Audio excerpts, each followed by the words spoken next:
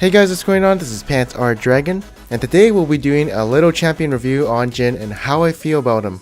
And this will be a new series for you guys, as we'll just be speculating champions who are on the PBE and then how I feel they're going to be when they're released live. And we're going to be using the first iteration of JHIN, so that's going to be what he was like when he was released in the PBE. So that'll be all the stats you see on the screen right now. And also by the end of this video, we'll have little scores for JHIN on how OP I feel about him, what I think his win rate will be when he's released on live servers, and his funness level as a bonus for you guys. We'll also be bringing out the pros and cons of his kit, so yeah, it's a champion review, champion analysis kind of thing. Anyways, with all that being said, let's get started.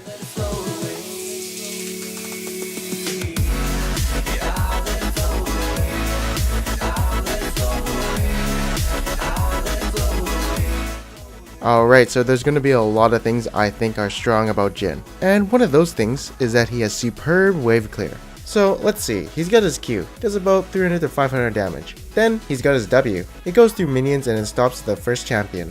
Then he's got his E if needed, and his last resort for wave clearing would be his R. So basically all of his skills actually have wave clear in it, which means he's really good at defending towers, and he's also pretty good at poking the enemy, as most of his spells can be casted from a long range. Now, although he does have a fixed attack speed, and he's not like other champions with pretty high attack speed, having a low attack speed but hitting hard with them is actually really good for an AD carry, because in between those auto attacks, you can cast spells, you can auto space, and just do other things while you're waiting for your next auto attack. So as long as he's doing something while waiting for his next auto attack, his efficiency as a champion is going to be very good. So the attack speed thing, not too big of a deal.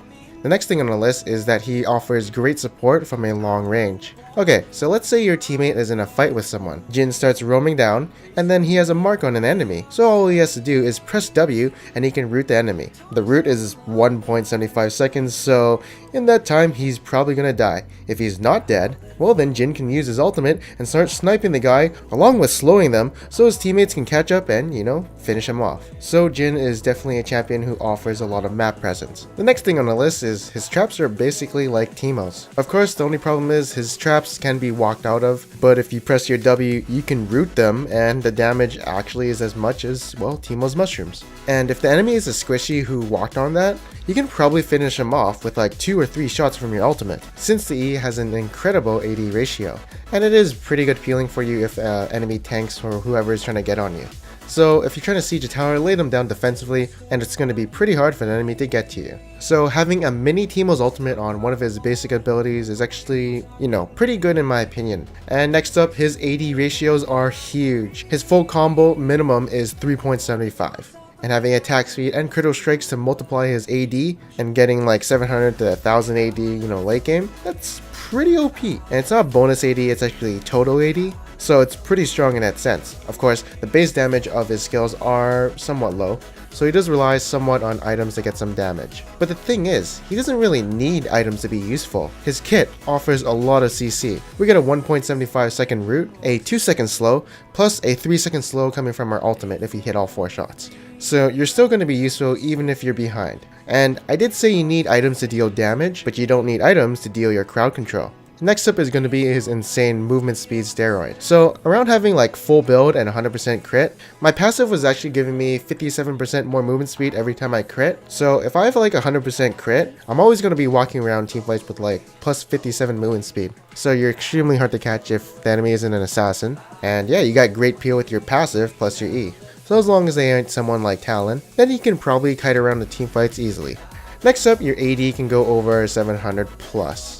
Okay, so even though your crits do reduce damage, it still does a pretty good amount of damage. Like say you're trying to siege onto the enemy and you have rapid fire cannon and you're extremely fed. If you see a squishy and you auto attack him once, it's possible you might actually one-shot him, with just an auto attack and nothing else. So yeah, he can be really deadly if he's super fed, and it just says how powerful he can be in that late game. And that's all the points I can say that are great about JHIN, and now it's time to rate his early game, mid game, and late game. So his early game I actually rated a 6.0 out of 10. His laning phase is nothing too special. In fact, I feel like it's a bit weaker than most, because his Q doesn't have too much base damage, although it does have a relatively low cost on mana. It's pretty weak until you get some attack damage. And your steroids aren't really kicking in right now since you don't have attack speed or critical strike, so you're a basic AD carry. And also your W's root is only 0.75 seconds for the majority of the laning phase, and he also doesn't have an escape, so ganking him can be pretty easy. but its 4th shot definitely can have some presence against enemy laners, as it does always guarantee a critical strike. Luckily, he's pretty good for ganks as he does has his E and W to follow up with, and if needed, he can finish them off with his R. But it can be hard to finish people off with his R because one person can be blocking the shots of the person who's gonna die, so you might not finish off someone all the time. And yeah, his early game, it's okay. But his mid game, it actually gets an 8.0 out of 10, just because of the semi-global support he can offer with his W and R, like the 1.75 second root with his W, yeah, that's pretty good, or assisting them with his ultimate. And sieging is also decent too, as he does offer pretty good poke with his Q and W, and he can put traps down for his team to retreat to if needed. So yeah, I do feel like his mid game is pretty strong. Then his late game comes and it gets a 10 out of 10. Okay, so having 700 plus AD is something big, and since you have really good AD ratios, all of your abilities are going to do a lot of damage. Also having, a 57% movement speed every time you crit is, well, that's a big number. And then you have your auto attacks, which can probably 2-shot as squishy. And yeah, JHIN has a lot of steroids to help him in that late game. So yeah, his late game is pretty stupid. Although, JHIN does have some obvious weaknesses. For instance, he has relatively clunky abilities. Sometimes your Q won't bounce to where you want it to go, so it can miss someone you want to hit. His W has a decent delay on it, so you're gonna have to get used to its cast time. His E is easy to walk out of if you step on it. As long as you have boots, you're good to go, or a dash. And yeah, although his ultimate is pretty good. Then he has no escape skill. He can of course use his W to root people and his E to block people from getting to him, but someone like Lee Sin can easily kill him since he does have like 2 gap closers. And then you gotta get used to the reload mechanic. It can catch you off guard if you do run out of bullets and you don't realize it, and then it can kinda mess up your auto spacing, but once you play JHIN a few times it should be no problem. And then he's gonna need items to deal damage. Although this is kinda like every other AD carry, I feel like it's more important to him because of his insane steroids. And now we're gonna do the final ratings on JHIN. So I feel like his power level is a 9 out of 10, but usually when I do this, they're actually not as OP as I think, so I'm gonna drop it to an 8.0 out of 10. And what does this mean? It means I'm gonna predict a 52% win rate in all ranks, and in Diamond and above, he's gonna have a 54% win rate, just because I feel like he's gonna need some mechanics to play him, as he's somewhat tricky for the lower level players. It's a pretty high number, and I'm probably gonna be wrong, but that's the whole fun part about this video, to see if I'm right or not. And when the champion is released, I'll definitely put the win rate of him in an annotation somewhere around here. Oh, and his fun level is a 9 out of 10.